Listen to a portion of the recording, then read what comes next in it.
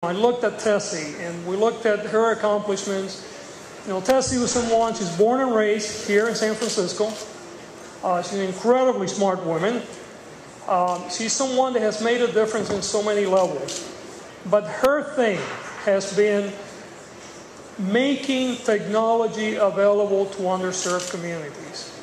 And you know, there was one thing that I was not aware of. I know that technology is often, and you know, the internet is not often available to underserved communities, but I didn't know how acute the problem was until I started reading about Tessie and her work and finding out that 50% of minorities and the elderly and rural communities do not have access to the internet.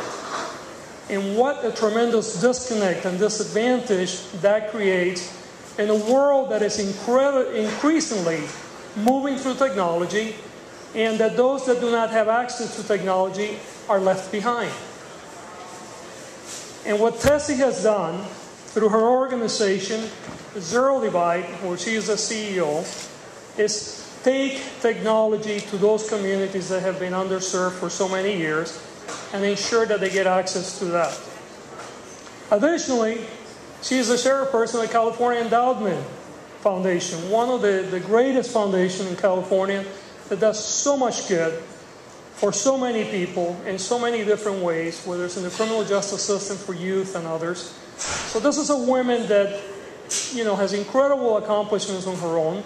She's been very successful in the private world, has made money, and then has turned around and worked to make life better for so many people. And what a statement for women.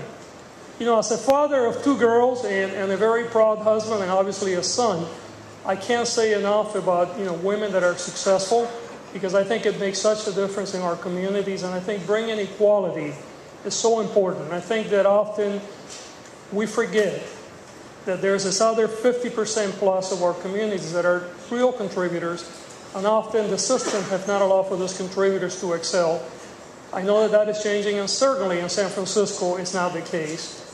But I can't say enough for what this means to me being here with you today and for honoring Tessie today. Thank you so much for everything you do.